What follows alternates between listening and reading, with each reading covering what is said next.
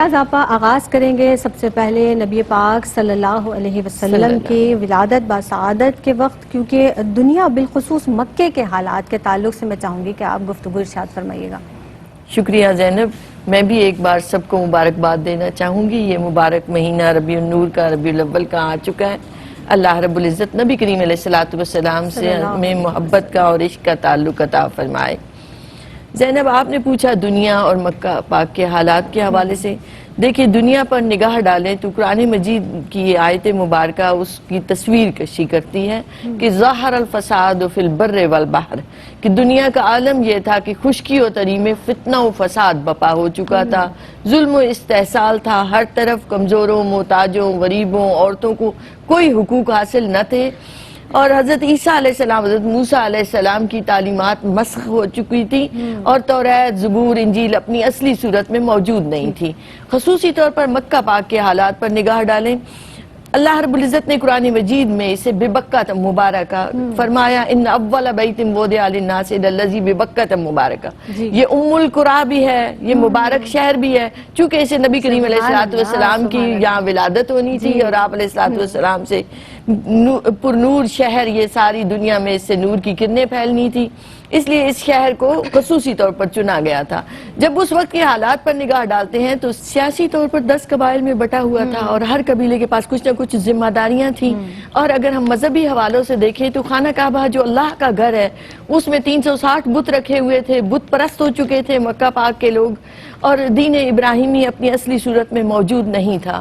اس کے علاوہ آپ دیکھیں تو مالیات کے حوالے سے، چونکہ یہ بنجر اور صحرائی علاقہ تھا، اس لیے یہ لوگ تجارت پیشہ تھے، شام، یمن اور طائف کے تجارتی قافلے آتے، تو یہ ایک طرح سے مرکزی جنکشن تھا مکہ پاک کا علاقہ، اور یہ لوگ ان سے محصول لیا کرتے تھے۔ انہوں نے اپنا مالیات کا نظام اس طرح سے چلایا ہوا تھا کہ جو لوگ آتے تھے یہاں کے، چونکہ اکٹھے ہوتے تھے، اس لیے یہ ان سے ٹیکس کے طور پر لیتے اور اس سے اپنا مالیاتی نظام چلایا کرتے تھے۔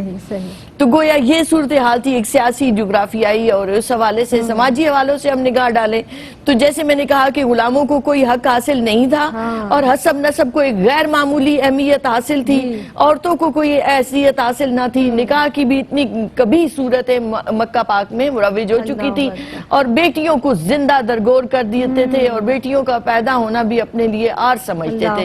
گویا سماجی، سیاسی، جغرافیائی حوالوں سے ایک ابتری حالت میں تھے، اور منتظر تھی انسانیت کے کوئی ایسا مسیحا آئے جس کی ضرورت ہے اب انسانیت۔ اللہ اکبر۔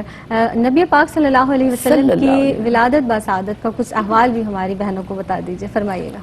دیکھیں زینب، چونکہ ربیع النور کی بابرکت ساعتیں ہیں اور نبی کریم علیہ السلام کا اس دنیا میں ظہور، آپ علیہ السلام کی ولادت ایک ایسا خاص واقعہ ہے کہ جس کے بعد دنیا پوری کا رنگ بدل گیا، اور ستارے سمٹ رہے ہیں، ستارے فلک کی باہوں میں، غبار نور پھیلا ہوا ہے نگاہوں میں، یہ کس رسول کی آمد ہے بزم ہستی میں، کہ سحر ازل سے مؤدب کھڑی ہے راہوں میں۔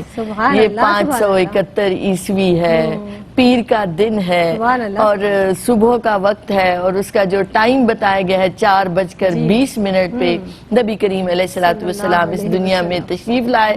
مخدوم کائنات حضرت آمنہ رضی اللہ تعالیٰ عنہ کو جب سے یہ نور منتقل ہوا، فرماتی ہیں کہ میں نے کبھی بھی خواتین جیسی وہ دقت اور مشقت کبھی محسوس نہ کی، قدم قدم پر بشارتیں ملی، قدم قدم پر ہدایات ملی، اور یہ بتایا گیا کہ آنے والا کوئی عام نہیں بلکہ یہ وہ خاص الخاص ہستی ہے جن کے لیے بزم کون و مکان کو سجایا گیا۔ اور جب نبی کریم علیہ السلام کی ولادت ہوئی تو حضرت عثمان بنت عبداللہ بیان فرماتی ہیں کہ میں اس وقت حضرت آمنہ رضی اللہ تعالیٰ کے پاس تھی، اور مجھے یوں لگا کہ ستارے نیچے زمین کے قریب آ گئے ہیں، گویا ہر طرف نور کی بارش تھی، اور سیدہ حضرت آمنہ رضی اللہ تعالیٰ نے جھنڈے دیکھے، ایک مشرق میں گاڑا گیا، ایک مغرب میں، اور ایک خانہ کعبہ کی چھت پر، اور یہ اتنا ایک ایسا تاریخ کا واقعہ تھا کہ بت اوندھے منہ گر گئے اور آتش قدر قلعہ فارس جو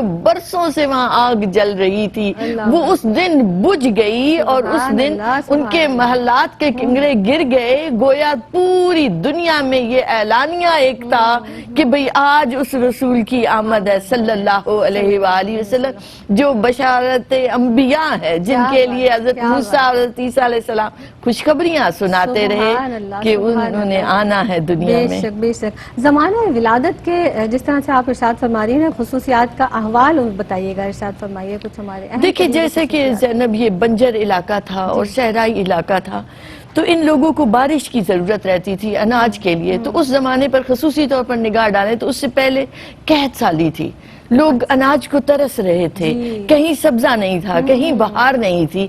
جب نبی کریم علیہ السلام کی آمد کا سال آتا ہے ہر طرف سبزہ ہی سبزہ ہو جاتا ہے، گویا ایک پورے زمانے پر بہار چھا جاتی ہے. مکہ پاک کی ان وادیوں میں ایسی لہلہاتی کھیتیاں بن گئیں جو پہلے اس سے پہلے دیکھی نہیں تھی کسی نے. پھر ہر گھر میں بیٹوں کی ولادت ہوئی. یہ ایسا ایک احوال بتایا جاتا ہے کہ تاکہ بیٹیاں پیدا ہوتی تھی تو غم مناتے تھے، حضور آئے ہیں تو اللہ نے الوہی جشن کا اہتمام کیا کہ ہر گھر میں بیٹے پیدا ہوئے تاکہ بیٹوں کی ولادتوں کی خوشیاں منائیں وہ لوگ. تو اللہ رب العزت نے جشن کو منایا. حضرت عبد المطلب خانہ کعبہ میں ہیں، بیت اللہ میں ہیں، انہوں نے خواب دیکھا اور اس خواب کی انہوں نے دیکھا کہ مجھ سے ایک ایسا درخت نکلا ہے جس سے شرکن اور غربن اس کی شاخیں پھیل گئی ہیں، آسمان تک چلا گیا نورانی درخت. تو وہ ایک یہودی عالم کے پاس گئے. تو جس دن حضور اکرم صلی اللہ علیہ وآلہ وسلم کی ولادت ہوئی اس دن علماء یہود میں ہلچل مچ گئی کہ وہ ستارہ احمد طلوع ہو گیا ہے جس کی خوشخبریاں سنائی جاتی نہیں ہیں. تو جب حضرت عبد المطلب گئے ایک یہودی عالم کے پاس تو انہوں نے بتایا کہ آپ کی نسل سے وہ بچہ آ گیا ہے جس سے دنیا بھر میں شرکن غربن روشنی اور نور پھیلے گا، جو اللہ کا پیغام لے کر آئے گا. تو حضرت عبد المطلب نے فوراً پوچھا کہ ان کی عمر مبارک کیا ہوگی. تو بتایا گیا کہ نہیں، ان کی 60 سال سے زیادہ عمر ہوگی. تو پھر آپ کو تسلی ہوئی. تو گویا آپ کی آمد، حضور آئے تو دل جگمگائے. کیا بات ہے، کیا بات.